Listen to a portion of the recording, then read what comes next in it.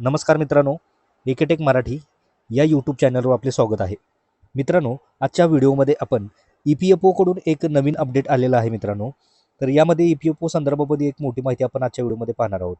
तर यामध्ये मित्रांनो, नोकरी करणाऱ्यासाठी एक दिलासादायक अपडेट आहे मित्रांनो, की आता पेन्शन रेकॉर्डमधील आता चुका होणार आहेत दुरुस्त. EPFOकडून नवीन नियमावली आहे. तर मित्रांनो, काय आहे संपूर्ण अपडेट हे आपण पाहूया. तत्पूर्वी मित्रांनो, चॅनलवर जर पहिल्यांदा आला असाल तर व्हिडिओला एक लाईक आणि चॅनलला सबस्क्राईब करायला विसरू नका. तर चला तर मित्रांनो, व्हिडिओला सुरुवात करूया. तर मित्रांनो, इथे पाहू शकता की आता नोकरदारांना दिलासा आहे. तर यामध्ये पेन्शन रेकॉर्डमधील आता चुका ज्या आहेत ते आता दुरुस्त होणार आहेत.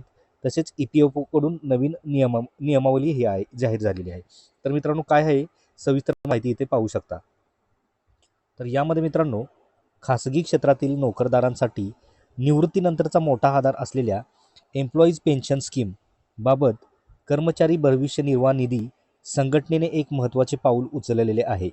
पेन्शन खात्यातील चुकीच्या किंवा अपुऱ्या योगदानामुळे कर्मचाऱ्यांना क्लेम करताना येणाऱ्या अडचणी दूर करण्यासाठी EPFOने नवीन मार्गदर्शक तत्त्वे जाहीर केलेली आहेत.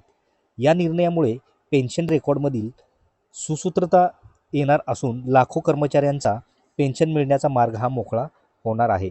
तसेच पुढे पाहू शकता की यामध्ये नेमकी समस्या काय होती. तर यामध्ये EPFOच्या निदर्शनास आले होते की अनेक प्रकरणामध्ये अशा कर्मचाऱ्यांच्या नावावर पेन्शन योगदान जमा केले गेले जे मुळात पेन्शनसाठी पात्रच नव्हते. या उलट काही पात्र कर्मचाऱ्यांच्या पेन्शन खात्यात वेळेवर जमा झाले नाहीत. त्यामुळे निवृत्तीनंतर पेन्शन क्लेम करताना तांत्रिक अडचणी निर्माण होऊन कर्मचाऱ्यांचे पैसे अडकून पडत होते. तसेच पुढे पाहू शकता की यामध्ये आता चुका कशा सुधारल्या जाणार. तर यामध्ये मित्रांनो, चुका कशा सुधारल्या जाणार याकडे इथे पाहू शकता की चुकीचे योगदान परत मिळणार. ज्या कर्मचाऱ्यांच्या खात्यात चुकीच्या पद्धतीने पेन्शनचे पैसे जमा झालेले आहेत ती रक्कम व्याजासह परत केली जाईल. तसेच ही रक्कम संबंधित कर्मचाऱ्याच्या EPF खात्यात वर्ग केली जाईल आणि त्यांचे नाव पेन्शन रेकॉर्डमधून हटवण्यात येईल. तसेच पुढे पाहू शकता की यामध्ये दोन वेगवेगळ्या प्रक्रिया. सूट मिळालेल्या संस्थांसाठी PF ट्रस्ट पेन्शनच्या रकमेची गणना करून ती व्याजासह EPFOच्या पेन्शन खात्यात पाठवेल. तर सामान्य संस्थाच्या बाबतीत EPFO स्वतः रेकॉर्ड दुरुस्त करून कर्मचाऱ्याच्या PF खात्यात योग्य ती रक्कम वर्ग करेल. तसेच पुढे पाहू शकता की यामध्ये आता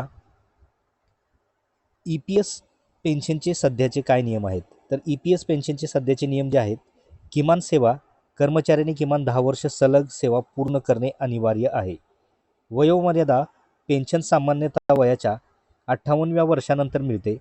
मात्र 50 वर्षानंतर अर्ली पेन्शन घेण्याचा पर्यायही उपलब्ध आहे, परंतु त्यात पेन्शनची रक्कम कमी मिळते.